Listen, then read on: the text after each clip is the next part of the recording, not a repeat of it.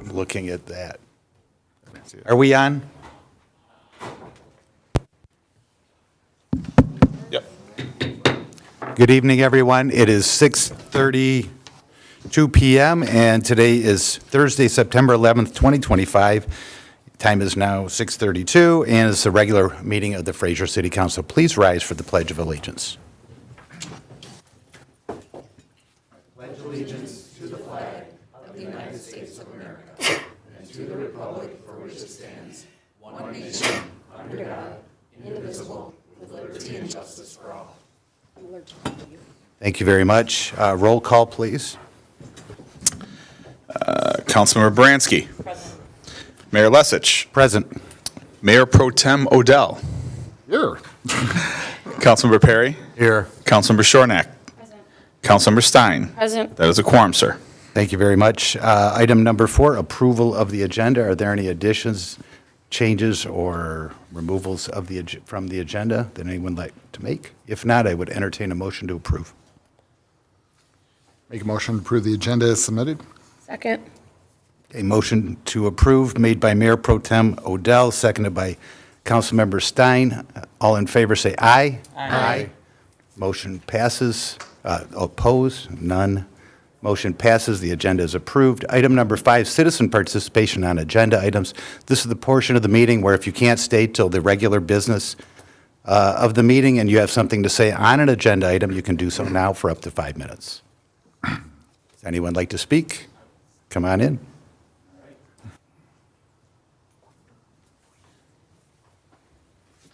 Figure out the right place for the mic.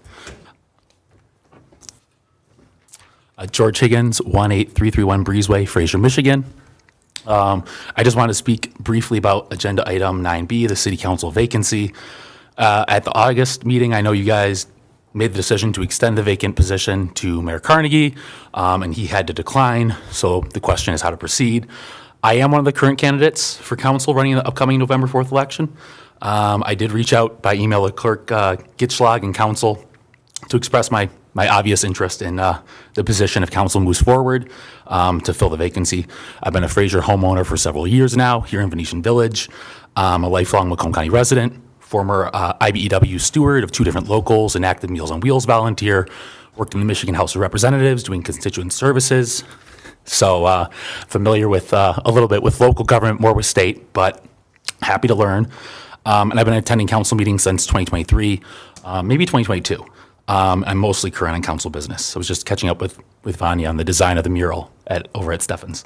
The reason I want to speak tonight, though, is because I thought it was important as a candidate to share my view that would be more fair to let voters and all of us candidates for council to simply leave the position vacant until the election. If you appointed somebody now, I know other folks have reached out interested in the position who are also running. Obviously, if you choose to appoint somebody who is currently running, I would like it to be me.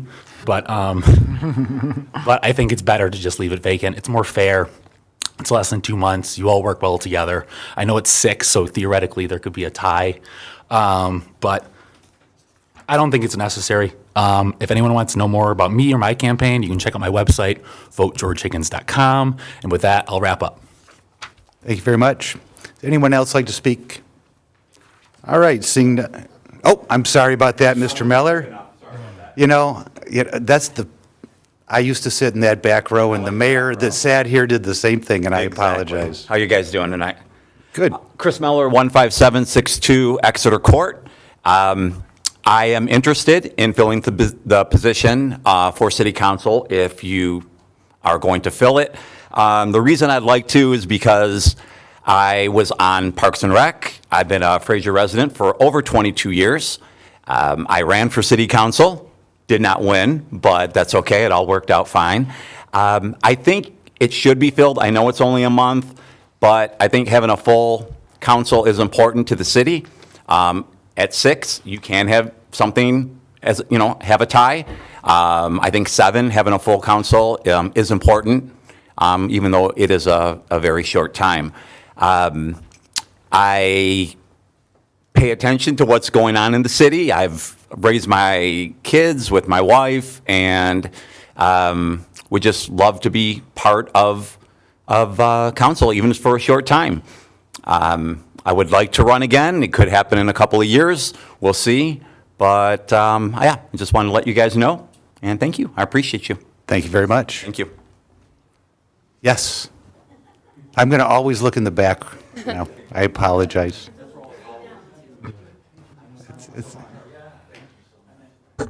I wasn't going to come up here, but now I feel like I must. No. Vanya Apps, 31641 York Street. And I also sent a letter into our city manager to fill the seat on council.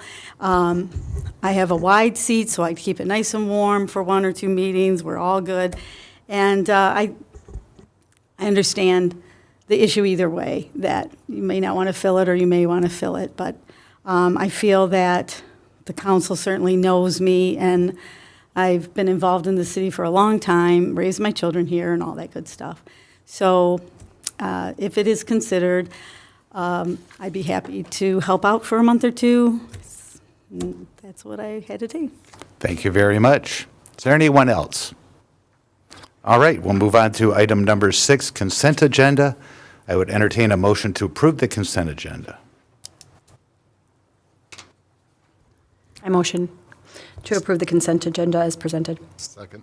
Okay, motion by Councilmember Shornack and seconded by Mayor Pro Tem Odell to approve the consent agenda as presented. All in favor say aye. Aye. Opposed? Motion passes. Thank you very much. Item number 7A, closed session, strategy discussion. Sorry, I'm a little dry. Strategy discussion with legal counsel regarding negotiations related to a collective bargaining agreement. I need a motion to go into closed session, please, Motion to go into closed session. Session. I can't talk, see? Now you're doing it. or the reasons stated. I'm sorry. For strategy discussion with legal counsel regarding negotiations related to collective bargaining agreement. And I'll second. All right, motion by Councilmember Shornack, seconded by Councilmember Stein. Roll call vote, please. Baranski? Yes.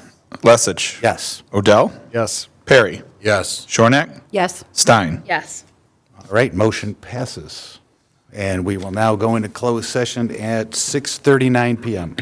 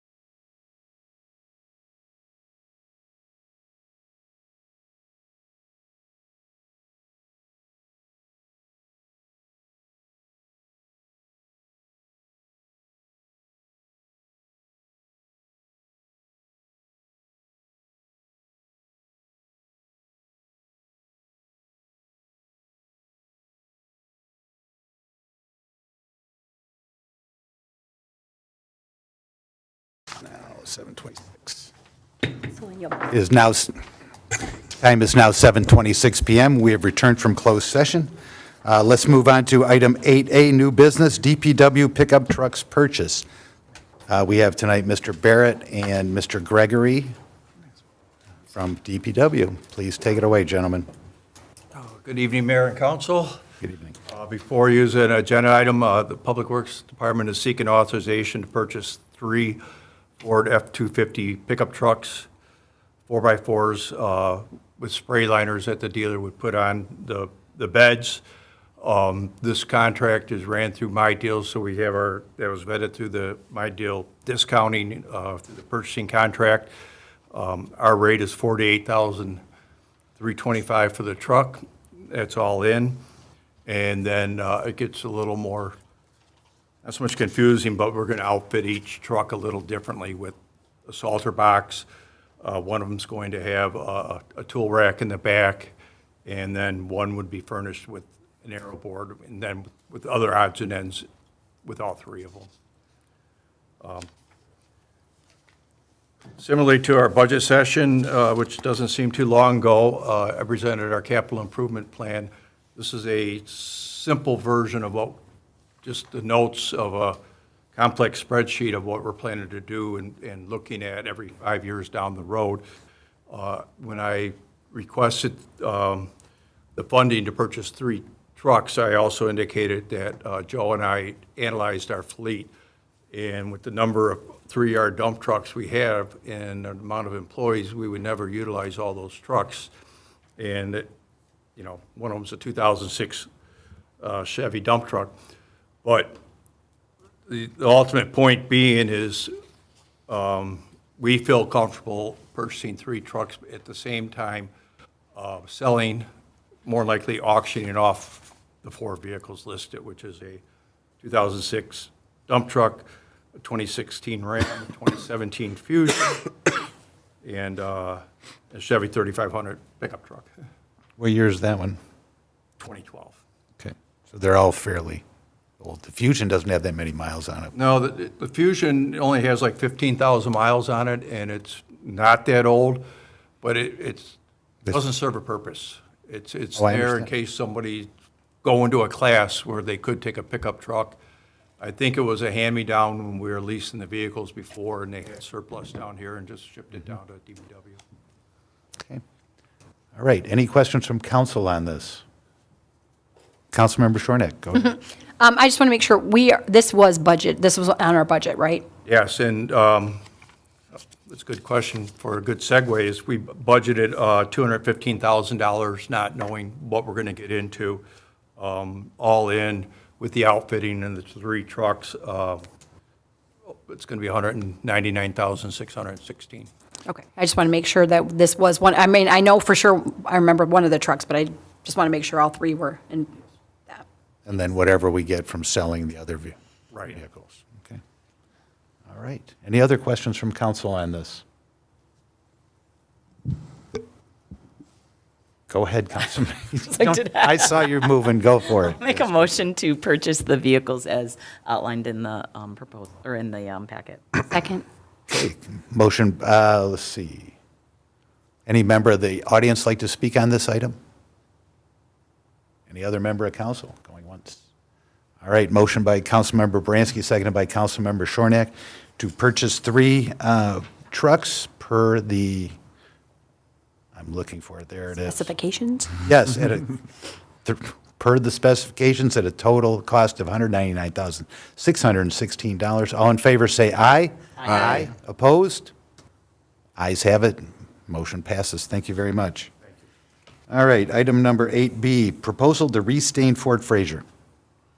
So, working with the city manager within our allowances, we are attempting to do maintenance on that and just have the Fort Fraser restained. I think, in my opinion, it's worth the money to put that into it. Who knows what the longevity is, but it's going to extend it. It's going to make it more useful, and it's going to look a lot better out there. We started this project with Ken Shepard Painting to do this, and when he first started working on this last month, there was a lot, because go further into it, Ken Shepherd, who's a resident in Fraser, has been restaining Fort Fraser every other year since it was built. And I think it might have been transition of staff or whatever happened, but it's been several years, at least since 2017, since it's been restained. But back to him putting his effort in there, there's surface mold and mildew, and treating the structure was taking a lot more effort to get by one section. So we brought it to our attention and says, listen, I put this effort into it. I gave you the quote, but came back to us with a quote for $9,800 to properly treat the wood and stain the structure. So it's recommended approved a quote to restain Fort Fraser from Ken Shepherd Painting for $9,800. An additional recommendation to waive competitive bidding. A note on that one is when we met with him, he knew a lot of fine details about Fort Fraser, the type of stain you should use, warnings about if you hire somebody else, and just with it being so long, we could have done the effort to get other quotes, but I felt really comfortable and really wanted this gentleman to be restaining Fort Fraser. Okay. City Attorney, Mr. Denault, do we have to include in the motion waiving the competitive bidding process? We do not, so long as you are satisfied as a council that you have been provided with justification for the sole source request. Thank you. All right, Councilmember Shornack, please.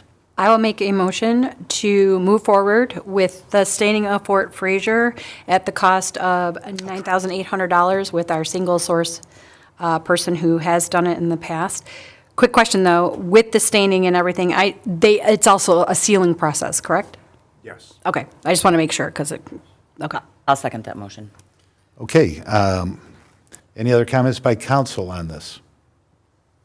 All right, seeing none, any member of the audience would like to speak on this?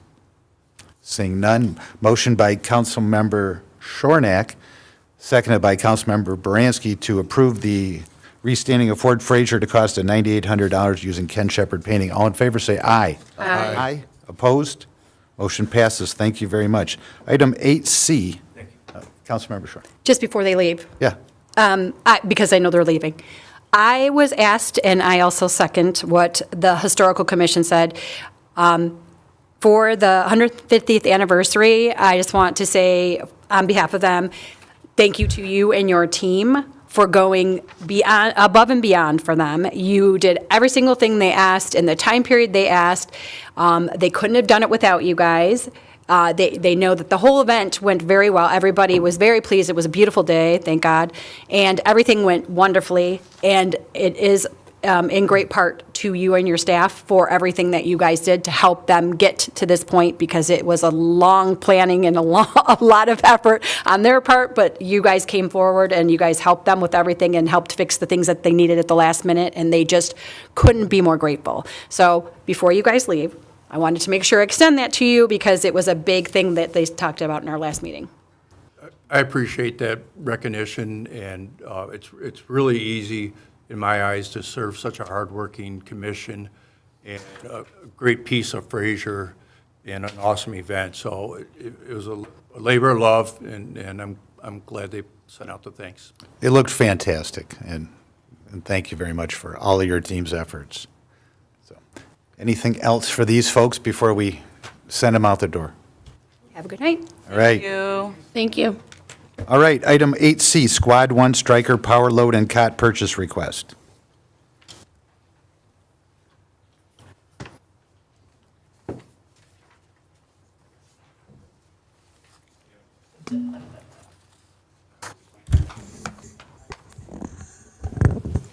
Good evening, Council. Good evening, Director.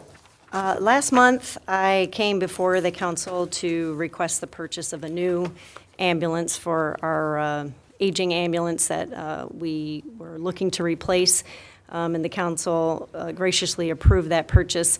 And at that time, and during the budgetary process, I discussed the fact that we were going to need a new power load and cot, which is a fancy way to say stretcher, on the new rig, as the older model of that same device is no longer compatible. I've been told that we actually we had the prototype for that device when Stryker first put that power load and cot into service. Fraser was one of the first, if not the first, to actually utilize that model, and it has come to an end. Not to mention the ambulance that is on order is not compatible with the new device. So I didn't want to put the cart before the horse and ask for the cot at that time before I knew that the ambulance would be approved. It has been approved. And since then, in getting the quote from Stryker for this newer stretcher, we've been advised that the price is going up October 1st by about 6%. So although I intended to wait until it was closer to us taking delivery of the ambulance, I sought no reason to delay. They won't deliver the cot until we need it. It's not going to sit in the bay where we're wasting our warranty time. It does come with a 1-year warranty already.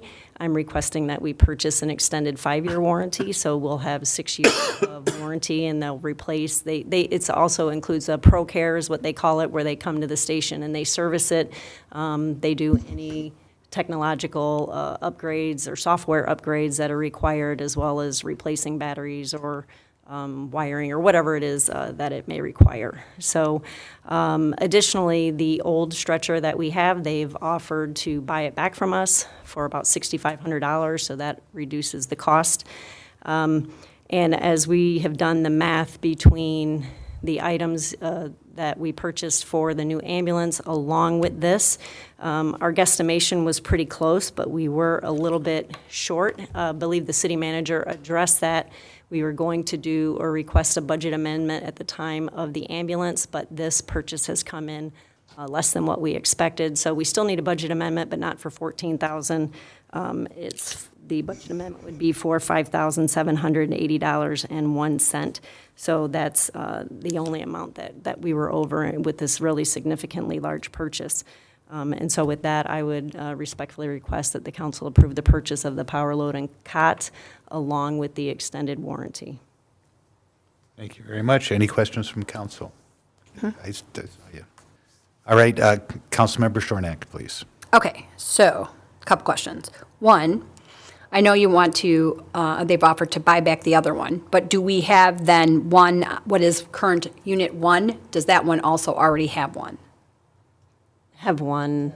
The Yes. Yes. This Okay, is- I just want, I'm just absolutely. like making sure that we have one on both. Yes, Okay. absolutely. And Okay, so we're getting rid of the ultimate goal oldest. is to mirror these rigs so Units. that, Gotcha. everything is up to date. It's the same Stryker equipment on everything, the Lucas devices, the monitors, the power load and cot, as similarly as we can, with as reasonable amount of money as we can.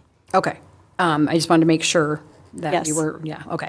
And then secondarily, I mean, I'm in favor of it for multiple reasons, mainly because, I mean, people come in all shapes and sizes, and I know tons of people who are EMS and stuff like that, and paramedics, and how they've injured themselves trying to move people, and injured people they are trying to assist, because the cots are not electronic in the sense of they're not able to move them easily, and they jar them, and so I'm in favor of it. I was just wondering, because I don't want to not have it on both units, especially if we're utilizing them as often as we Absolutely. we have on both as we have units. been. Yes. Okay.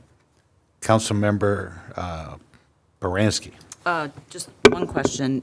This is coming out of the ambulance fund, right? Yes, ma'am. Well, it's coming out of the ambulance capital outlay. Okay.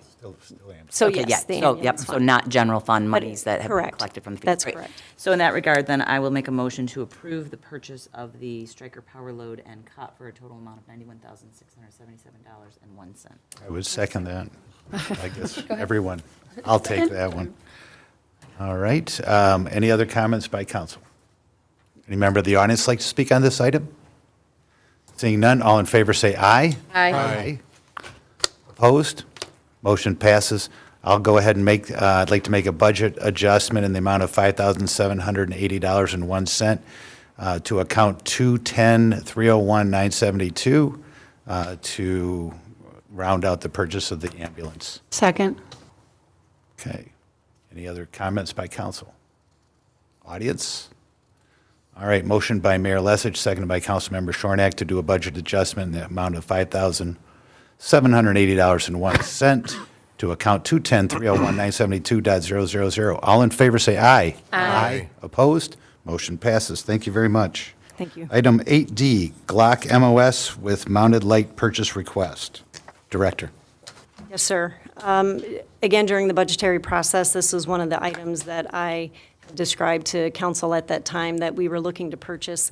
It is a pistol upgrade from what we currently have. The department has been carrying Glock pistols for many, many years, and we're not looking to change that. We are looking to go from a 40 caliber weapon to a 9 millimeter, which is a smaller caliber. The weapon will hold more rounds, but with less recoil, less impact on the person using or shooting the gun. But I wouldn't have come before you likely just for that, even though even in my prior employment, the scores were much better and much improved with a 9 millimeter over a 40 millimeter just because of the handling of the weapon. It is just the recoil alone is worth it to me.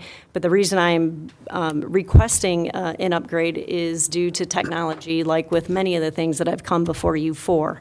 And what we have now and what has been in the past, well, it used to be revolvers, right, with, speed loaders and whatnot, and then technology came upon us, and everybody goes to semi-automatic pistols, and we've been doing that for a long time with iron sights, and the technology continues to evolve. And although many places, and including us, continue to use iron sights, which is just the sights that come with the pistol, technology has proven itself a wonderful thing, in my opinion. And now there are optics that can be mounted on these pistols that just improve accuracy, improve the ability of the officer that's using it, or not just an officer, I guess anybody who would have it.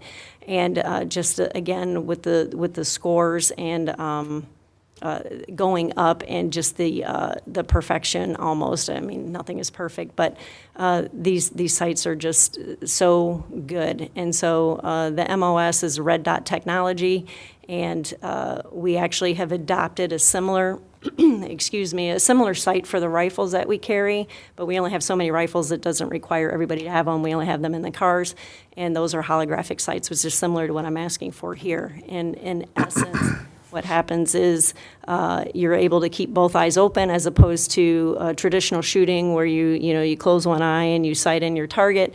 These sights allow you and train you to keep both of your eyes open. You can see through the sights. You have your full target picture as well as all of your peripherals that you would have before. And the shot placement, it tells you where the shot placement is, and so you don't have to rely as much on lining up rear and front sights. So there are already many things that go into accurate shooting, like breathing, trigger control, sight alignment. All of those things are still true. Trigger control, I believe, is much easier with a 9 millimeter, a less caliber. Keeping both eyes open and being able to see through the sights is certainly going to be quicker reaction time. And it's just an overall improvement. The word through the academies is that MCOLs may be looking to mandate these sort of sites in the future. That hasn't happened. I'm not trying to say that will happen, but that is conversation just because of how good the technology is and for safety reasons. Additionally, I'm looking to, since we would be moving to a whole new system, we should do it all at once, is a stream light, rail light that goes on the bottom of the pistol. Is in that first diagram, that little device there on the bottom is a flashlight. So that mounts directly on the weapon as well, and you can use your fingers to toggle and keep that flashlight on or quickly turn it on and off just with the pressure of your finger, and it's right on the end of your weapon, keeping both of your, so you don't have one hand tied up holding a flashlight, right, while you're trying to, clear a room or do whatever. It's just great for low light. Building clearing or looking for people, and it keeps your second hand free so that you can have both hands on the weapon as they're designed. So for all of these reasons, these safety reasons, I think that It's important that we move to this technology and upgrade our guns. The manufacturer that we use is CMP. The guns, I gave you a packet that had different prices. Really, what I'm looking for, though, is the CMP quote that you see. The other quotes that are there are for general public. CMP is the manufacturer in the Southeast Michigan area. It's kind of like a My Deal. They are the ones that supply law enforcement with weapons in our region, and we've been using them for years. And so that quote is a lesser amount than it would be for a citizen on the street to go in and buy this same package that I'm requesting. So we requested that they give us a quote for everything. The pistol will come equipped with the MOS red dot right on it. It will have the rails that are manufactured right into the slide so that we can add the Streamlight light. And with that, of course, we would need new holsters. So there's a price for all of that there, and I find it to be pretty reasonable. And they're also willing to purchase our current weapons from us. And I want to say roughly the guns are about $400 new, give or take. They're willing to give us $200 per weapon. So we intend to sell them all back. We'll give the officers an opportunity to purchase them if they want to keep the weapons that they've been using. If not, CMP will buy those weapons back. When I was going through the budgeting process with the city manager, I wasn't sure how it was going to shake out. We budgeted $60,000 for this. When I came before you, I had been able to bring it down to about 35. This proposal that I'm asking you for also includes ammunition, so I did not discuss ammunition with the council during the budgetary process.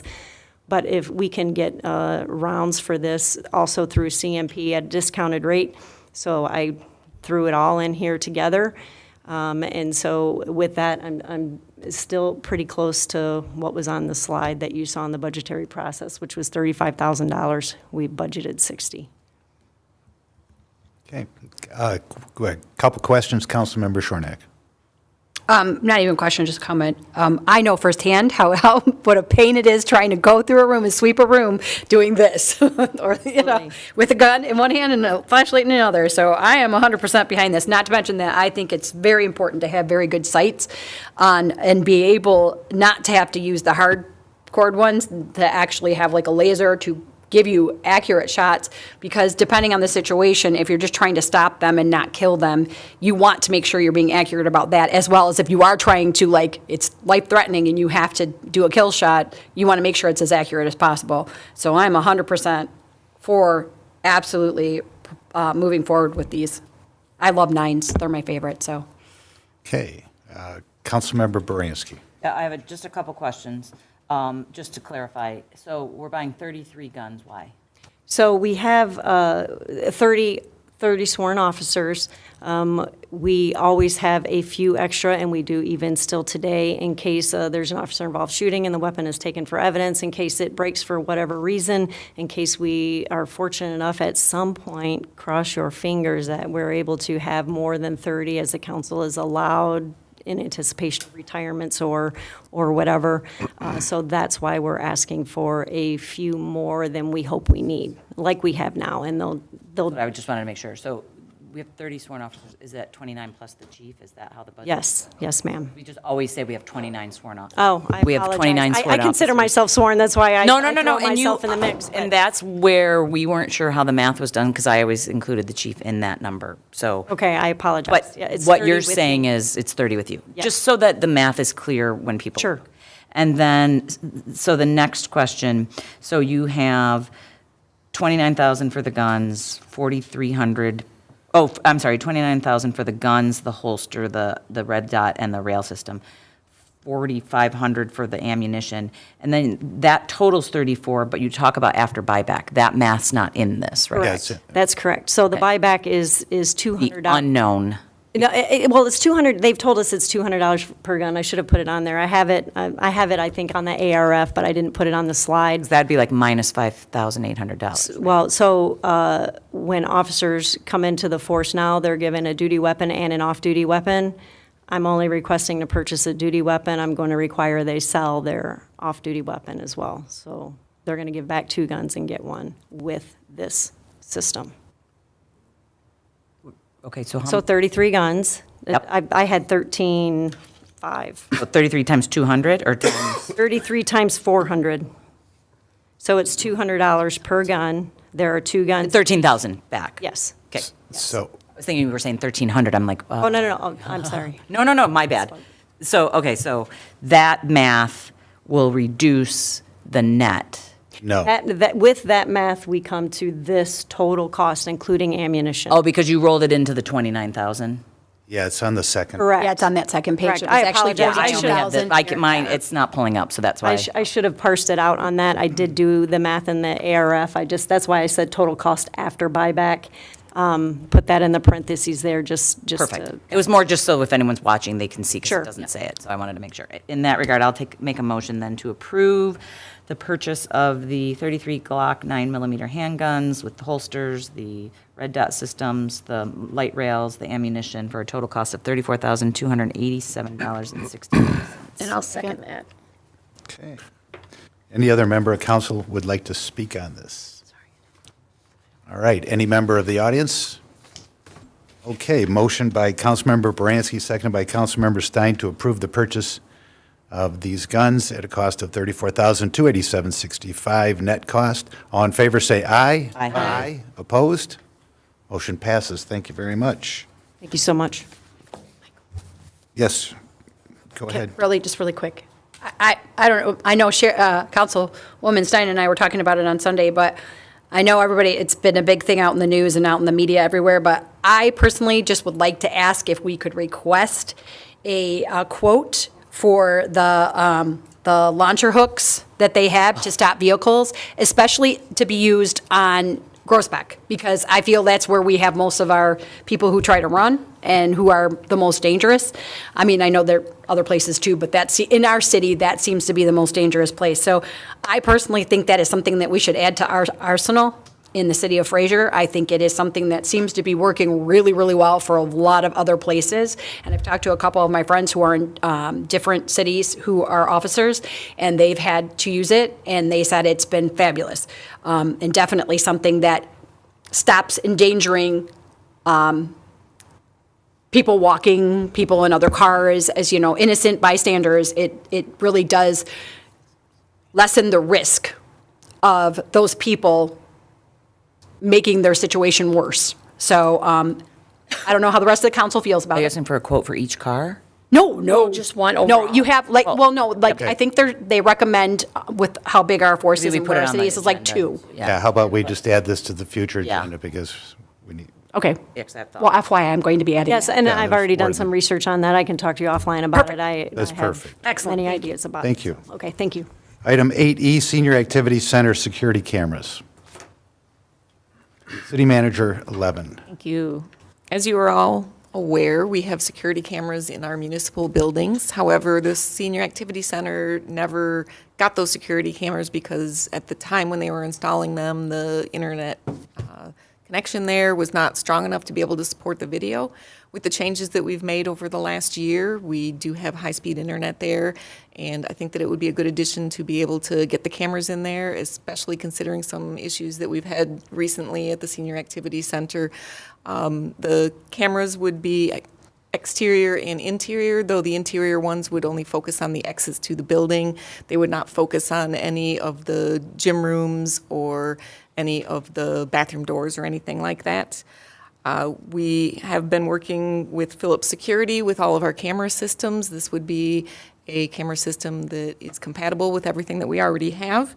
It includes a network video recorder system, which would allow for the 8 cameras to be plugged into that and interconnectivity to the internet as well, so that we'd be able to access that footage and get and receive any of that we may need for future use. The estimate that we have is $8,441.50. That includes the installation, and just looking for approval for that tonight. Okay, I have a question. I don't have a light, so I'm just going to ask my question. I looked at this, and I'm not understanding why we need an entire server for $3,200 just for that one building. Where will this be monitored? Will it be monitored at the Public Safety Department, or? So it is a cloud-based system, so with this, what they call the network video recorder, it's kind of a combination input device, recorder, computer. It would be actually housed at the Senior Activity Center, and then because it's a web-based system, everyone with access to the camera system would be able to log in and view those cameras as well. And this is for 8 cameras? Correct. This just seems like a lot for, and will there be build- ongoing maintenance cost? Like annual, will there be an annual charge? There are software costs that we do have for our entire system throughout the city. Will there be additions to that for this or not? Yes, I believe there was a line item for the licenses required, $185 a year for these 8 cameras. Okay, So that would be the additional cost. all right. Councilmember Shornack. Well, one question I have is, have we had any incidences over there, like damage to the building, seniors slipping and falling because maintenance isn't being upgraded? I mean, I understand that we would, in theory, want to have all the buildings that are in the city inventory being monitored by cameras, because everybody is crazy in this world these days, but like, we don't have them at the museum, and people walk through there all the time. So I'm just trying to think, like, what is the purpose of putting it there now? What benefit do we get? So there have been some incidents there where public safety has been called and on-site, issues between some of the seniors, issues with seniors and staff, so between seniors and staff. I understand that there were some issues with the parking lot, that people were doing donuts in the parking lot. And I think if you'll recall, when they were doing the work over at senior housing, we had issues with the dumpsters and everything that were there. So there have been issues. It is a building that is being utilized every day, and it would just be something that would further protect our interests. Councilmember Baranski. Yeah, I think that it would also enhance our ability to utilize resources in a better way. The police would have access to these cameras just as they do these buildings, right? So it's just an extension of what we're doing with the other city-owned buildings. So I support it. So I'll make a motion to approve the senior activity cameras as outlined in the packet. Second. Okay, motion by Councilmember Baranski, seconded by Councilmember Odell. Any other questions from council? Anyone in the audience would like to speak on this? All in favor, say aye. Aye. Opposed? No. Me. Motion passes. All right, item 9A, Stephens Park Plan Recommendation. City Manager Levin. So as everyone is aware, we did a RFP for design proposals for Stephens Park. We did receive a number of those. We set up a subcommittee that was comprised of the mayor, council member Odell, or I'm sorry, Mayor Pro Tem Odell, and also myself, the DPW superintendent, and the recreation coordinator. We did go through a scoring process for those that we received. We had 3 that we wound up interviewing from that process, and the 5 of us collectively were thoroughly impressed with the proposal that AEW presented. The landscape architect in particular, I think, was someone that was a very important person that would be driving this project. And the conversations and everything that we had seen from her work, we were very impressed with. I recognize that this is the most expensive one that we did receive from the proposals. However, one of the highlights of their proposal is that it included far more engagement with the public than any of the other proposals. Tonight, looking for a motion to approve this proposal from AEW in the amount of $54,100. Okay. Mayor Pro Tem Odell. Yeah, I just want to thank all the businesses that submitted the RFPs. The 3 that we interviewed, they all brought their A game. Multiple members of their group, and all gave very good presentations, and they were all good. But AEW's really, they really stuck out as the clear favorite amongst all of us, and combination of having the history with Fraser, but also I think they get what we're trying to achieve, and they don't have to start from scratch. And I think we got one good chance to get this right as close as possible to what the community is going to want. And I think it'll be a good choice, and I think all citizens will have a great opportunity to put their 2 cents in on what they want to see that park to be, because it is underutilized. It does need a lot of work. It's not going to be cheap, but we need the expertise to get it done right, whatever that final picture looks like. So I just want to thank all the groups that submitted, took the time to come. They all were impressive in their own ways, but I feel AEW definitely was the clear favorite. Thank you. Councilmember Bransky. So I guess I want to just get a little insight from you guys on the subcommittee, and clarification just for the general public, for those that maybe just kind of started paying attention more recently.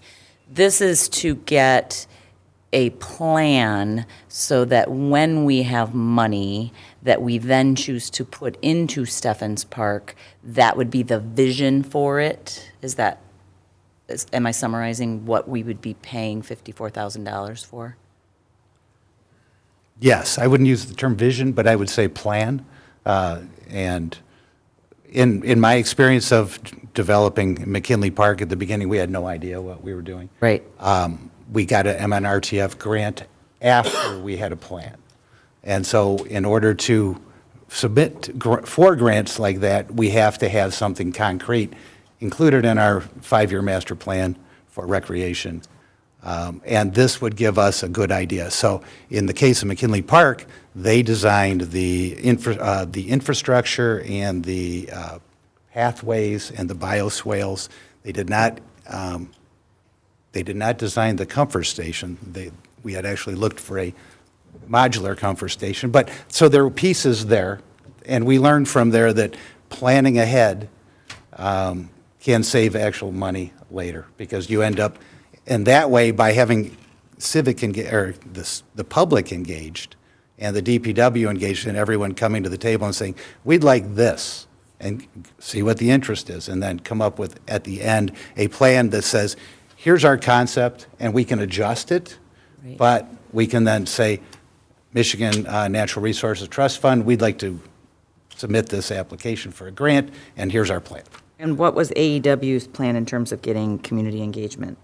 Like, how were they going to make sure they didn't just get the same handful of people that are active? That's an but excellent actually question. get the people that use the parks? They had very engaged on-site engagements, like for events we might have, the firefighters open house, which brings in different Right, okay. people from a wider selection of the community. Certainly Fraser First, perhaps the Goodfellows, the Lions, other community interest groups. And they had multiple ways to do that. Perhaps a survey, which we've had limited success with, but more really engaging the various departments here, as well as interest groups. And, when we go out to Ralph Wilson Foundation, ask them for $1 million. We want to be able to have a concrete plan. And then it would come back to council, and we would say, yeah, the consensus is this is the direction we'd like to go. And then my last question was, how long was this bid good for? Like, if we didn't do it now, it could go up, it could go down? Like, do we have any indication when you were talking to them, like, is this something we'd have to approve now versus, Well, I don't know, you guys you met with them, so. no, what I does that- understand. Right. I don't know who knows what the price would be, but one of the things to keep in mind is that this could be done theoretically, not theoretically. They said they'd get this done sometime early next year, and we would have an opportunity to apply for an MNRTF grant during the window. I think that's April 1st. So there are grant deadlines, and MNRTF, Michigan Natural Resource Trust Fund, April 1st. I don't believe they only announce award grants once a year. So there is a time constraint on that. If we didn't do it now and didn't have a plan, we'd be pushing that off another year. Okay, those were my questions, thank you. Okay.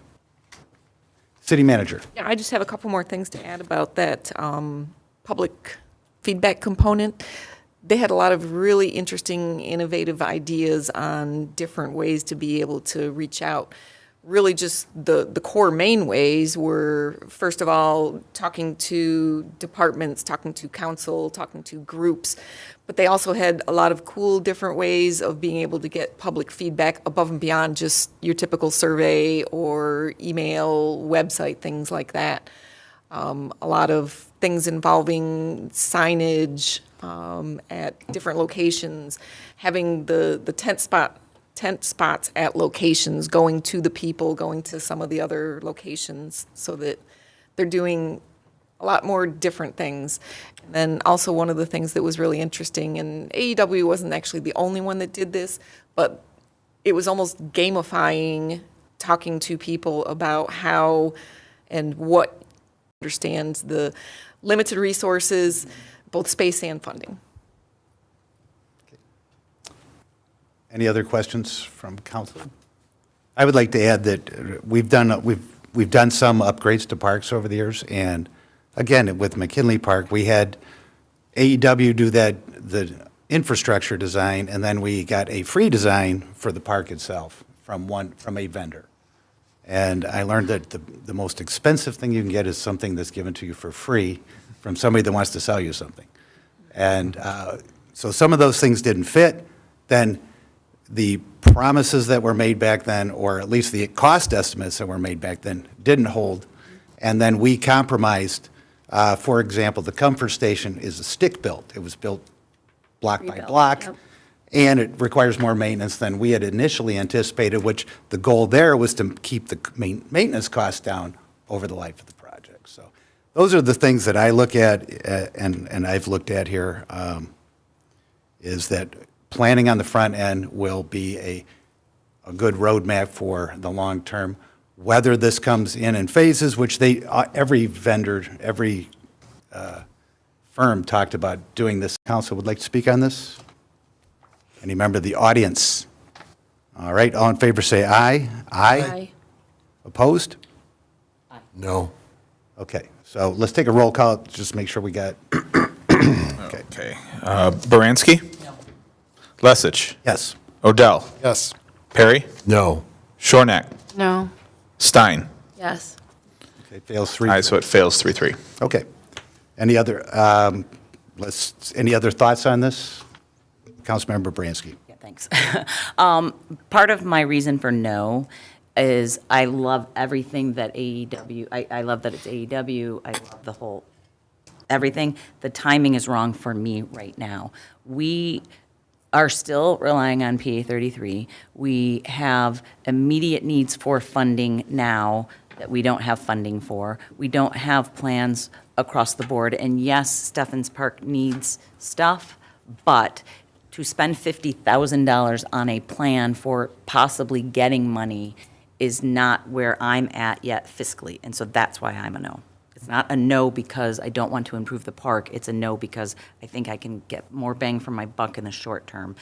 And I do hear you very loud and clear about the grant funding, but I also don't want to be penny wise, pound foolish and start carving up that park because we get a grant for one piece, then having to change the legacy of what that park is, because I don't necessarily think it's underutilized. I think that improvements are needed, but I think it, in its existing structure, still serves a very valid purpose.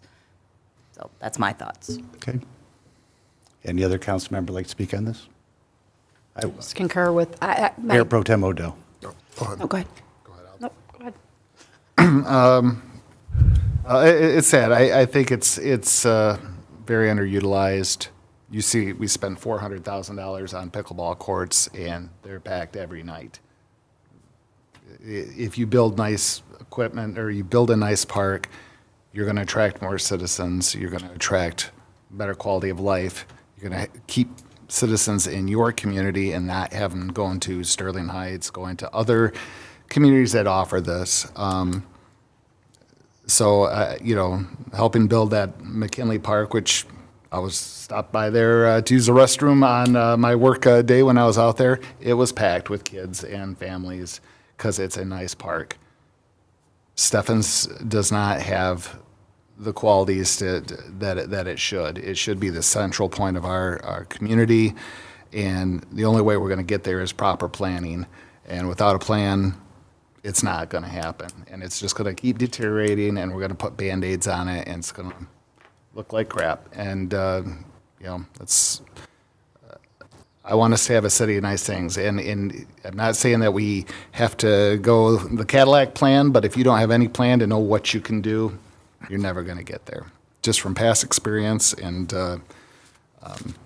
there's no money coming out of the heavens without a plan. Okay, thank you. All right, Councilmember Shornack. While I don't disagree with you about money falling from the sky, I don't, but I am also concerned with other things, but here's the other counterpoint to what you said. First off, I do see Stephens Park being utilized a lot, and a lot of those open spaces, like for flag football and for soccer, and there's teams out there constantly, like during the fall, and I see them out there all the time practicing. I don't want to overcongest that park. I don't want to put too many things in that park, because that then stops other things that we have in the park. Like, I know we won't necessarily always have the festival or the carnival there, but there's nowhere else really in Fraser to have it. So if we end up putting tons of stuff in that park, we're not going to be able to utilize it for those things. Not only that, but we just put a ridiculous but much needed amount of money into all the neighborhood parks.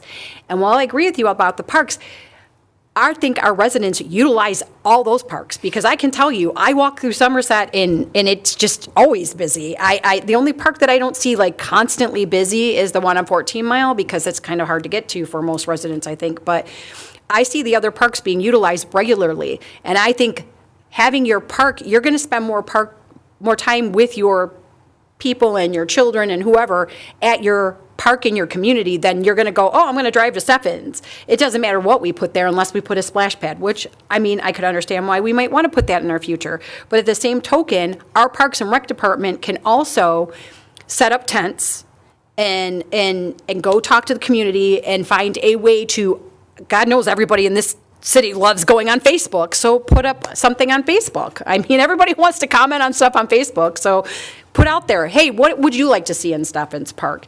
I think we can do some of that on our own and come up with the ideas of what it is that our citizens want to see in Stephens Park. Do they want to see it completely utilized? I don't know. I agree I am very glad we did the tennis courts. That is a huge improvement we've done. And yes, every time I pass by, it's beautiful to see. Councilperson Bransky and I were talking about this, how great it is to see those courts being utilized. But again, I think more people spend more time in their parks that are in their neighborhoods than they are to Stephens. They only come to Stephens for the most part when there's an event going on. Well, if we put tons and tons of stuff there, we are never going to be able to hold events there, because we're not going to have any open green space. And I think that is discounted a lot, that people want to get rid of green space and put things and put things and put things. And at a certain point, you've put too much. So that is the reason why I'm a no at this time. I'm not a no forever. I just know there are other ways we can do this that do not cost that amount of money, and that we can start the process now, because realistically right now with our current budget constraints, even if we got some grants, we know we have to match part of those grants. We know the process after Fraser, after McKinley Park. We know you got to get some to give some. You got to give to get. So, where's that money going to come from? I mean, we have to keep continuing to maintain all the money we spent on our neighborhood parks. We have to make sure we're keeping those up. And DPW is doing a great job, but let's face it, I've already had to call 3 times in the last year about the spring being broken over there on that one thing because I keep yelling at older kids to get off of it because there's a weight limit. But, you know, we are constantly going to have these challenges as a small community, and I think that's what everybody needs to understand about our budget constraints is we are 4 square miles. Everything will cost more here because there is less to spread it out over. But if we are still charging extra taxes in PA 33, I can almost guarantee if you talk to majority of people, they're very happy with their neighborhood parks right now, and Stephens Park is not a huge item on their bucket list. And I don't think that deters anybody from coming to the city. So I agree to disagree. Thank you. Okay. Councilmember Baranski, was your lights on again? Okay. Oh, we're Oh, I'm sorry. Okay. All right, Councilmember Stein. I understand what you're saying about a neighborhood park, but that is some people's neighborhood park, if you think about it, correct? They have Fort Fraser. They have Fort Fraser. Hold on, we're not correct. debating. Please make your statement. But so, I am for this because we need to have a plan. If there's no plan, this is what's gonna happen. 10 years from now, nothing. 5 years, like, everything's just gonna, I don't even wanna use, I'm not even gonna use it. Kick it down, right? And if we don't have a plan, I'm telling you, grants, we need to go for grants. You're exactly, we cannot afford to buy this huge big park, add all this stuff, right? If we have a plan and we go for grants, things can be funded. And that's where I want things to be paid for through grants. I agree, we don't have money just to be throwing out in our parks. Totally 100% agree. But if we don't have a plan, those grants will not be easy to get. They just won't. And we've learned that from McKinley. If you don't have the plan mapped out, you just won't get them. So that's why I'm a yes. Thank you. Councilmember, or Mayor Pro Tem, did you have something else? Yes. And then you're next. That's fine. Part of the public engagement with all this is not to take away the Lions Carnival. That I want to keep as long as possible. We're not talking every square inch of that park is going to be filled with brand new stuff. It's a community effort to find out what the community wants and build a plan according to what the community wants with all the with all the participants, being city council, being residents, being our Fraser Lions, Fraser First, all that. Get a say into it and put something together. And it might not look anything, I don't think anybody wants the carnival to go away. I think that's a staple, and that's what I would propose when I would be looking at this we've got some good things that we've got going in Fraser, and we need a lot of that open space. But it's a huge space that's not being utilized. I'm sorry, we're stretched thin as it is. I don't think that the city can take on the city services can take on doing this in a more thorough aspect than the professionals at AEW already know. AEW knows where the lines are, the electrical lines. They know where the bodies are buried in the park, for creating something, good. But not having a plan is not a plan. And you got to have a plan, and no one wants to take away, and if you don't have, we're looking for grant money and things like that, and I agree, there is matching. But if you can get a nice new park for 20 cents on the dollar, I think most people would think that would be a pretty smart purchase. But if that's how you feel, that's how you feel. But I don't see any part of having the community-wide say, do we want something nice in this park, what it could look like, and have a plan to make that happen. So at the open house, we can ask that question. We can start asking. Okay, we're not debating here. It wasn't, it was just a suggestion. That's not a No, debate. We're not debating, we're having statements. No, I just want, Everybody wants to talk. Everyone wants to speak, and everyone gets a chance to speak. It was just a suggestion. Go ahead. No, Me and Patrick can talk later. I actually agree with all you guys. I think Stephens is our main park. It's the center of the city, but at 55 grand, I mean, you could wander to other parks in other cities and get ideas. I can't spend that kind of money just to plan it, or just the start of a plan.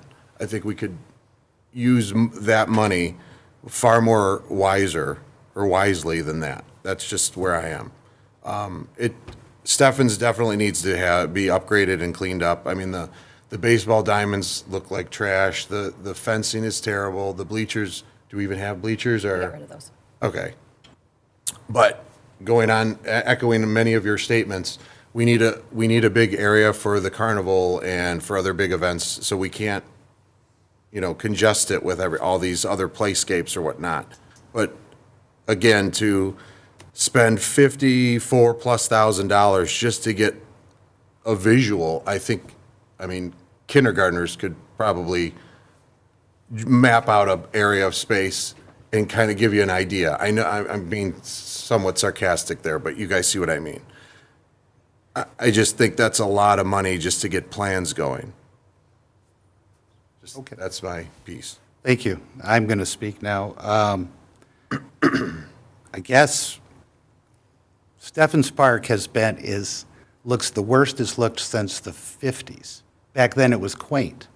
We've in the last 30 years, we got rid of the baseball batting cages. The Willow Pavilion hasn't improved. Fort Fraser is now, 27 years old? The baseball diamonds are terrible. You talk about we can do this. Why haven't we started that? That's a rhetorical question. And if Parks and Rec can go out and post things on Facebook and get ideas, why haven't we done that? Well, part of it was Parks and Rec, the Recreation Department had parks taken away from it, and DPW is actually who is in charge of maintaining our parks. If you don't want to do it, which it sounds like you're in favor of leaving it alone and not doing anything, or have kindergartners do it, that's fine. This is a professional engineering firm and a professional landscape designers. And anybody know how much Rotary Park is costing over there on Utica and 12 Mile? $2 million. These are major investments in our city. If you don't want to do Steffens Park, just say so. I know that in the next 10 years, we're going to have to make a very serious decision about Fort Fraser. I've talked to other communities and talked to one of the companies that we talked to has replaced 3 of those wooden structures. So those are end of life, and we're going to have to make some choices on that. We can talk about it. We can talk about it forever, and what doesn't get done. So it failed. I guess we don't do anything, and I'm in favor of a plan because I know spending the money up front to plan this out right, to get everybody's input as much as we can in this city, and then we can go out and get placemaking grants. MEDC has money.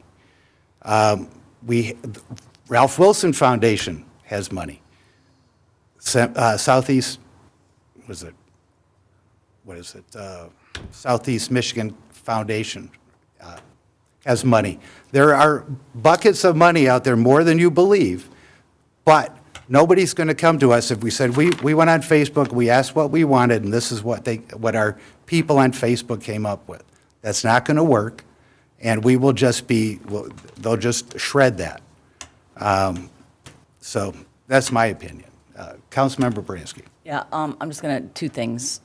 One, my nephew is the recreation coordinator for East Lansing, and they did their own internal plan and get tons of grants without spending money because it doesn't have to be engineered down to the AEW level. So I'm just going to put that out there, but absolutely not. We can't, I agree, it has to be professional, but that doesn't mean it can't be done in-house. The only thing I was going to just throw out, there are things that can be done in Steffens Park now. For example, an easy fix the baseball diamonds. Our former DPW director clearly wanted those torn out, was never in favor of it. So I would love to put whatever it's going to be to get new fencing, because there is a need for those. Those are used. Teams are out there using them now. So that with the tennis courts, with the restaining of Fort Fraser, is going to give you the shelf life while we figure out the budget issues.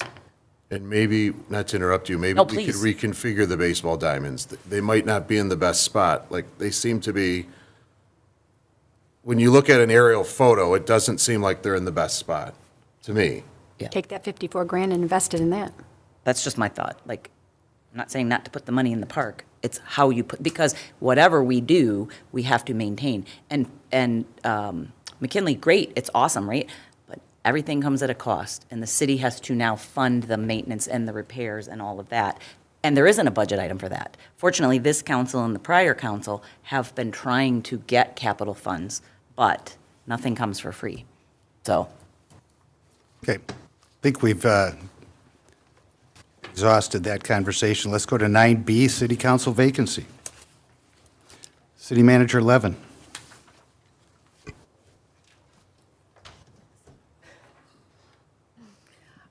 So obviously, as you're all aware, Dana has resigned. We have received 6 interest emails for the vacancy position. There currently is not a process in place for how you would fill that position. I know we're up against just a couple months or so where we might have someone to be able to fill that position. I've talked to Don a little bit about this. It really is up to council how you would like to move forward with this. If you'd like to fill it or come up with some type of process for filling the positions. Councilmember Shornack. Well, before I was totally in favor of filling the position, but now it comes down to there are so many wonderful individuals who have served this community, who want to serve this community, who've applied, and then trying to figure out the whole process would take as long as it would, and we would be already, the election would already be here. And I also don't think it would be right if we, and then if we did go through that process, what would it look like if we appointed one of the persons running over any of the others? So at this point, I would be in favor of leaving the seat empty. If anything comes up, I would like to get the council to agree now. But if anything comes up where it happens to be like this particular instance, it was, a split tie, or, well, it fails because it was not more in favor of. If it's going to be something that is something really pertinent, really important that needs to be decided, if it can wait until after the election so we have the next persons on our council to decide, I think that would be the best approach at this time. Anybody else? Mayor Pro Tem Odell. Yeah, as I said last council meeting, I think we can run things. Once in a while, we'll come up to a tie, but we have council members that miss meetings all the time, and we run the city just fine with it. We can make the city run fine for 2 more months. I think I appreciate everybody that applied and showed interest, but I agree with Councilmember Shornack that, if you appointed one of the potential candidates, that's putting your thumb on the scale for the voters. I don't like that. And I just think we can hold off till the election. It's very close. If we're talking 6 months, it's a whole different conversation, but we're by the time we get a process down and use city man hours to, set those interviews up where they could be attending to other city business for one meeting, it just doesn't make sense to me. So I'm in favor of leaving the seat empty until the election, which is 2 meetings away, so. Okay. Yeah, the calendar was never our friend on this. We currently have, and we had no process other than asking the former Mayor Carnegie to consider the seat. And we could create no process in between the meetings. I'm well acquainted with that issue from 10 years ago. And so I think as a council, if we're 6 adults with experience on this council, if there is something, we can work it out. We should be able to. And so I'm not in favor of it. What I would like to say is that, and one of the things that came out 10 years ago, and I had a conversation with someone recently about this, is you want somebody that's going to be in the seat, be able to do the job, but not running in the fall election, because then it appears that the council is providing some kind of imprimatur to say, this one's better than this one. That's not the case. We have six, I believe, letters. Vanya Apps would be the #1 person. I don't need a resume for her. I know she can sit there for 2 months and do the job, and she'd probably be quite vocal. And I appreciate that. And then we have Mr. Meller out here, we have Mr. Higgins, and then Laura Michaels. And then we have two members of council, their family members have joined in. I asked Laura not to, so. She's always We here. and she- encouraged her. I make a motion for Laura So, to do. no. That'd be the best. No. That is But- good. So I'm in favor of just leaving it alone. We don't actually have to take any action, we can just move on this. Is there anyone that wishes to take action to appoint someone tonight? Seeing none, let's move on to item 9C. And I thank you all for your interest. Absolutely. The most Yeah. exciting part of this for me is that there's Yes, actually 6. more people running and more people Yes. interested than seats available. We need more of you. Come to a meeting. Thank you. 9C, Library Subcommittee Report. Who wants to take that? Yes, Mr. Mayor, sorry. Well, you may. I asked you to take it away. We did meet, the full committee met with the two of the three library subcommittee members, along with their director and the city manager. They have revised their plans, but they still have to go back to the drawing board. We had actually a really, really good conversation that I think their eyes were illuminated to some different options that might give them more bang for the buck with what they're trying to do. They are trying to add on to the existing building, but reimagine the way it looks. They asked for another couple months before we're going to be able, because they want to go back to the architect, redesign and reconfigure some things. But it is a work in progress. They are acutely aware of, and they're actually, the other thing that I want to tell the residents, because this is not in our control at all. They can come to us whenever they choose. They're not ready to, per their direction, but they are putting together, that will be on their website, a bullet point explanation of what their plans are and where they're at in the process. So they shared with us what that was looking like, and they were anticipating that being up soon. It might be up already, I don't know. But they're trying to be fully transparent as well. And they too are in essence volunteers. They are not experts in this, but they are working. They don't have the luxury of having at their disposal some of the city resources that we do that speed it up a little bit for us when we want things done. But it is coming along. So maybe in January, February, it seems like, after the holidays, I think we'll have another update.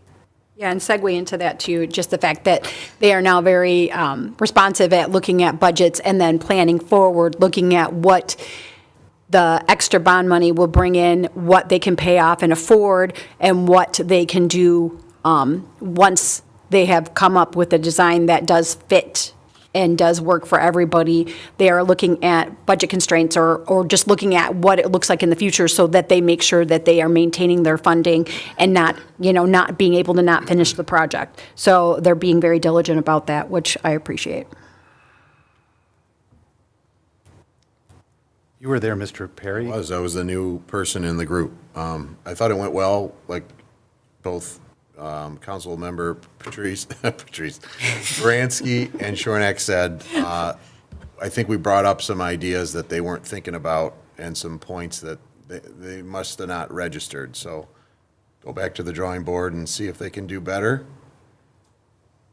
If I could put that spin on it. Okay. I'll ask you, was there any thought about CVS? We now have a large empty building across the street. We did talk about that, Yeah. and they had talked about that.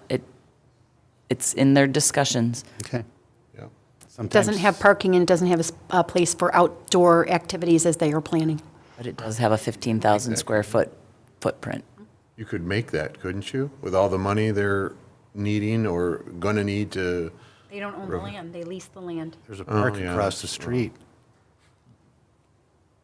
Thank We you. did raise that with them. As appreciate it. council members, we directly brought that up. I appreciate that you Even if we did want it that. in the neighborhood. Plus it would be, yeah, that land is, the land that CVS is built on is leased, and it's a 6-year lease left.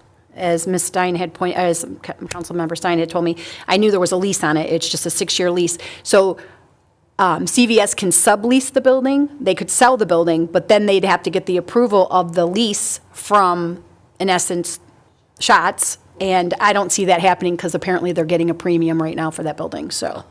Well, that's why the world has so many lawyers. They negotiate on our behalf. Right. So, actually, Schatz owns that building, and they lease it, so Schatz owns it and leases it to CVS, and there's like a 6.5-year lease remaining on it, so there's always options, you know? No one planned on having a truck go through that wall, and now here we are, several years out, probably. Did they have any idea when they would be coming back to the building and actually occupying it and making a library? I would defer to them on giving that. But it's a while. It's not, I'm not going to answer Not that. tomorrow. right. I'm not tomorrow. getting in that thorny issue. All right, any other questions or comments? Thank you very much for the update. All right, item number 10, report of city administration. Not much to report tonight, just that, as you mentioned, CVS is moving on. This morning, they actually did take the signage off of the building, which, very sad day for the city, unfortunately. And then Sheetz, kind of the opposite end of the spectrum, has finally showed up and started working on some of the demolition of the building, removing the State Bank of Fraser signage, the Eagle, and I believe the week of the 22nd, they hope to come in, have the building permit applied for. We are requesting bonds for the landscaping. Certainly, part of the building permit is a bond for that as well. And then we would move forward with a pre-con meeting. So looks like hopefully we're moving forward with that. That's all I have for tonight. Thank you. Very good. Any questions for the city manager or administration? All right, item number 11, report of mayor and city council. Go ahead, Councilmember Perry. Well, this could have went to your question just a second ago. I had a concerned citizen reach out to me about the striping on Masonic, and he wanted to know, are we subbing that out, or is DPW in charge of that? And if so, why isn't it being done? I believe that's the county. County Road. Okay, I'm just reporting what I was asked to I ask. can see if Rob can get some information from the Okay. county and report back. Thank you. Okay, anything else? But no, other than that, I don't believe what's coming up. No, it's September. No, Happy Halloween or anything. That's next month. When is the firefighter open house? Okay, so it's before the next meeting, so, okay. Councilmember Stein. Yeah, the first thing I have is just to give a big shout out to the historical they did an amazing job Sunday. They put a lot of hard work. That place it always looks immaculate, but it looked even better. And the place was packed with people, with the community, and people that they said they've never been there, ever. So I thought that was just amazing that they finally found it and the gem in our city. So I just want to give a big shout out to them. I had a fantastic time helping out, so. Other than that, that's all I have. All right, Councilmember Baranski. Yeah, I have a question first. When are absentee ballots going out? They are scheduled to arrive in our office tomorrow, which is about 2 weeks earlier than we expected. The deadline to have them is like the 27th. So we'll start packing them up next week, and then it's a matter of how long it takes us to package up 2,300 ballots. Awesome. So with the three of us, Only 2,300, is that? and the permanent list, that's the first batch to go out. So I want to encourage the residents. We have a very riveting election, local election, the most important election that impacts your lives daily. Daily, your city services, the involvement in your community. We have 3 new people running for council: Laura Michaels, George Higgins, Crystal Fletcher, and Patrick Odell is running for reelection. And vote as your heart. 4. You missed one. There's a Michael, too. Oh, there's a dot. Oh, I'm No, sorry, Matthew Michael. Dantes. Matthew. thank you. Matthew. And him. Sorry, and Matthew Dantes. Dante, sorry, and I collected signatures for him. I should have remembered. Sorry. I didn't have notes. So I just encourage you to vote. It is the right that I hold dearest in my heart as a U.S. citizen, and the existence of absentee ballots, whether you are for or against them politically, you still have the right to vote, so vote as you deem fit. I think it was after the last meeting, the fireworks, right? The city carnival, the picnic. We'll let Patrick talk about it. I couldn't go. I got home and heard the fireworks. I couldn't get there in time. They were loud, so I hope they were beautiful. From the photos, it looked amazing, so well done to everyone. I didn't hear a complaint or see any complaints, so always a good opportunity to showcase our city. Councilmember, are you all set? Yep. Councilmember Shornack. Well, just parroting about the Historical Commission. They really did a fabulous job. There was tons of people who came and really enjoyed their time. Kids were having a ball, learning how hard they actually would. God help our generations now. They couldn't do the work they had to do back then. God help you. You actually physically had to do work. You didn't have machines to do it for you. And you didn't have machines to give you answers on everything. So, I mean, that's, that was a rude awakening for some of them. They were very glad for technology. I want to, again, thank everybody who did apply to fill the vacant seat. We definitely love everybody who wants to be part of and be engaged with our city. So if you don't put up, you got to shut up. So if you don't like what's going on, you don't like what happens, this is your way of changing that. So get your name on a ballot. And then I just wanted to just reflect for a second, if everybody would indulge, because it is 9/11. And it's hard to believe how many years have gone by, but I'm sure all of us can remember what we were doing on 9/11 at that time, and the thousands of lives that were lost, and all the heroes for all the rescue workers, the fire, the police, I think national, like the Army and everybody was there to try to help salvage whatever and whoever they could. And it was just honestly the worst time in my lifetime. And I hope and pray that that never happens to our country again. So just prayers and thoughts still for those families and those individuals who gave their life that day. Thank you. Mayor Pro Tem Odell. Yeah, the Historical Commission open house, that was a great success. Was able to stop by for a little bit and check it out, and I've never seen that place so decked out, and all the activities for the kids, and they just did a fine job over there. That was I've gone over there for the sales and stuff like that before, and it always looks nice, but it was just really great event, and so many people volunteered to make it happen, and felt like you're back there 150 years ago, learn how to make straw dolls and, wash clothes the old-fashioned way, and glad we don't live in those times anymore for that point. And the Fraser Lions fireworks was a great success.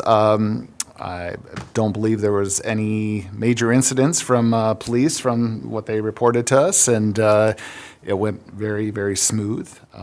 The fireworks were loud. They've been known to be loud, but that's everybody enjoyed them. I believe that came. We had a good turnout. The weather was good for the most part. So, that's the kind of thing we want to continue to have, great family activities where you can bring your family and enjoy the history of Fraser, enjoy the parks, enjoy getting together with your friends and neighbors. And as it kind of alludes, my heart's been heavy the last couple days, with what happened yesterday and school shootings and things like that, and been reflecting a lot and had a pretty serious talk with my older son, who brought up what happened yesterday to me this morning, taking him to school. And it makes me think, we have disagreements, but we have freedom of speech, and everybody should be able to say their opinion, regardless of how nutty it is, how to you or me. But everybody's life experience is different.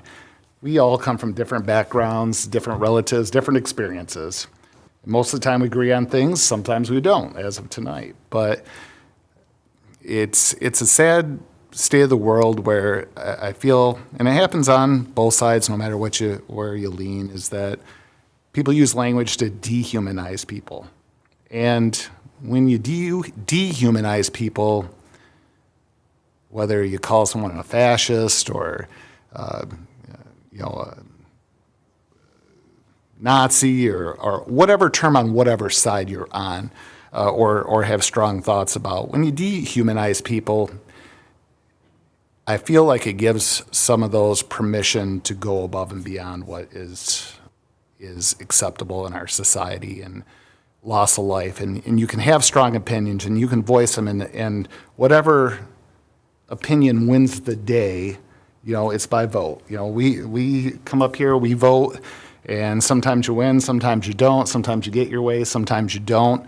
But it should never come to violence and killing. And my son's like, they killed him just because he was talking about opinions and backing up his opinions. And he's like, that's just wrong. Everybody should be able to say. And I was super proud of him for acknowledging that.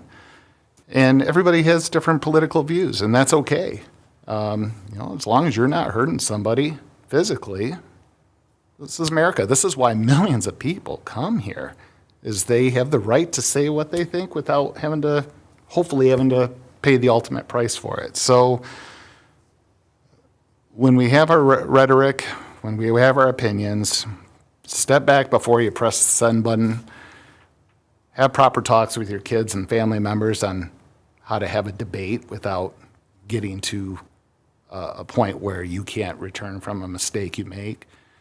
And try to be empathetic and listen to the other side before making your decision or making your comments and things, because everybody comes from different circumstances. I just hope we can all do better, use better language, agree to disagree,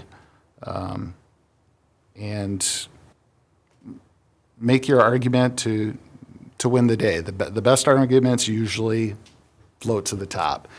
And bad behavior or bad opinions usually float to the bottom. But if you're not talking, that's where the problems happen. So keep talking to each other, be civil about it, and everybody just needs to do better.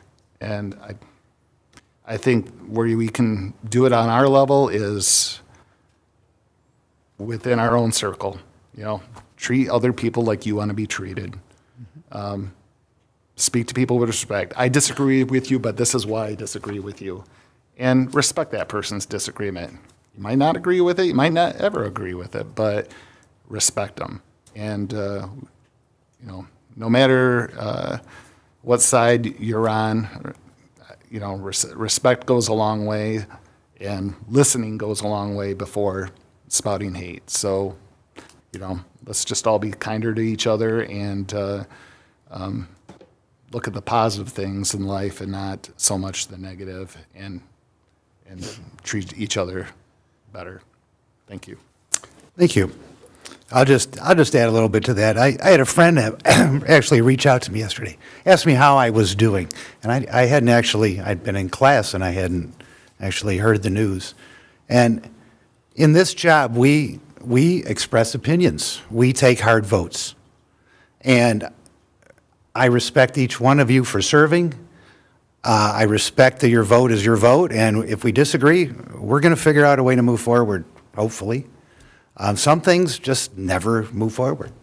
But at the end of the day, the loud voices on each side that they feed the algorithm. Roop Raj of Fox 2 said it well last night. Don't feed the algorithm, because if you start it, you're just going to keep seeing more and more of this stuff. And then the voices get louder. I am old enough, I'm the oldest one here on this council. I grew up in the 60s.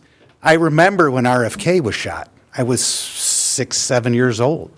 I remember when George Wallace, a racist, was shot. I was home from school that day. My mom walked in the door. I said, George Wallace just got shot. Now, were people happy? I'm sure there were people happy, but it was not good for our country. We need to be able to come to this room and come to our public places and speak and disagree politely. Well, as politely as we can. And I would just encourage that. Your sons are impressionable. I'm impressionable about all the stuff that's going on now. I would really like to see us, as a country, especially 9/11. You know, 24 years ago today, we were the most united we were in my entire life. And here we are today, probably the most divided I've seen in my entire life, except for maybe the 60s, when every week Walter Cronkite would tell me how many people died in Vietnam. I mean, that imprints on a child. And so I just hope we can do better and keep that in mind as we have these conversations. On to other things, I just spent 3 days in Lansing at the MIDA, Michigan Economic Development Association basic course. It was a 3-day course in economic development. I was the unicorn, I was the elected official in the room. The rest were economic developers around the state. Michigan Economic Development Commission, Detroit Economic Growth Corporation. There was a guy from Clinton Township that's working both in Pontiac and Clinton Township on economic development. And it was really a great conversation about what the state can do to help us grow. Not help us grow, but what are the resources we can tap? And I would encourage everyone to get involved in economic development. Our job is to sell our city. Our job is to come to this place and say we are working in the best interest of the residents here and the taxpayers, and appreciate that the businesses we have, we want to encourage them to come. And it was really a great course. And I look forward to meeting up and talking to some of those people in the future. CVS, unfortunately, I don't want to see it empty for 6 years. I guess we'll see what I'll be working on, trying to encourage somebody other than Dollar General to come in there and take that over. Baumgartner House, that was a fantastic event. Volunteers, thank you to Laura and my daughter Sarah for washing clothes.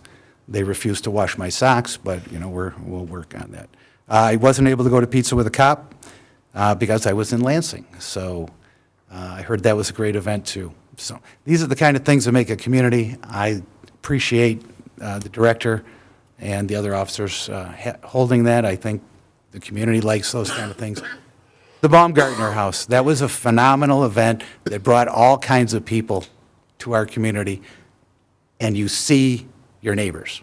You talk to your neighbors, and I think we need more of that. With that, I will say goodnight. I think I said everything. Laura will tell me what I didn't say later, but, and we will now move on to citizen participation, item number 12. Anyone would like to speak?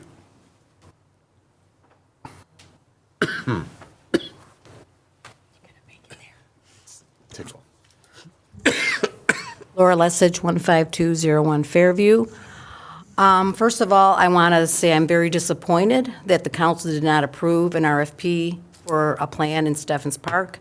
I believe it was probably 6 months ago, the council agreed to have the RFP put out there for many, and you had many vendors or companies coming forth with their ideas. 6 months ago, there was an idea that we were going to do something with this park. It is an embarrassment, as I should say. You talk about people using the other parks. I don't see it. We live right by Meadows Park. Whenever I go there, I'm the only one there. And underutilized to the max. You go by Harrington Park, I don't see many people there at all. So, and you already mentioned Boris Park is not utilized. Somerset's utilized because of the pool, and that's the only reason it's that busy. So we need to come together and figure out what we're going to do with Steffens Park. I was making notes, all your votes, 6-0, 6-0, 6-0, and then this one came up the tie. If anything should have been agreed to, would have been this. So my suggestion is you put it back on the agenda when you have a full council, 7 people. And maybe, I don't know what the newcomers are going to feel about doing something with Steffens, but you need to have a good vote on that. Otherwise, we're not going to do anything. What is Fraser First going to do here now? We've been promoting having a multi-purpose band shelter within that park all year long. We had many people come by during the carnival, and we gave them the vision that we had, and they are all excited about what's going to come into that park. We need activities in that park. How many other communities have all kinds of concerts going on all the time in their parks? We have none. None. So there. I'm going to talk about the clubs that I'm involved in, and we have meetings coming up next week. Tuesday on the 9/16, the Beautification Club is meeting at Ramshorn at 6:30, so please come and enjoy what we have coming up with beautification. They have a plan going on to do landscaping in front of the clock. So that's the next big thing. Plus, you got to remember that the DIA mural, they're doing the power washing tomorrow. If anybody wants to come by and watch them power wash the wall so they can get ready and start next week, beautiful week for building a mural out there. The Fraser First meeting is on Wednesday, 9/17 at Hanover Grove at 6:30. And, but I do want to thank you all for approving our memorandum of understanding so that we can do our mural over here at the Comfort Station by Fort Fraser. And that will be starting on, I think, Wednesday, 9/24. So we'll have two great murals to have in our city. And I just want to also mention on Wednesday, 9/24, is the VFW Spaghetti Dinner. This is, they'll have one here, and then they'll have one in October, and that'll be the end of it until the next year. So hopefully everyone can join the VFW. So thank you. Thank you very much. Anyone else? All right, I would entertain a motion to adjourn. Motion to adjourn. Second. All in favor, say aye. Aye. 8:58 PM. Good night, everyone. I'll just say it, you guys didn't make those comments when it happened.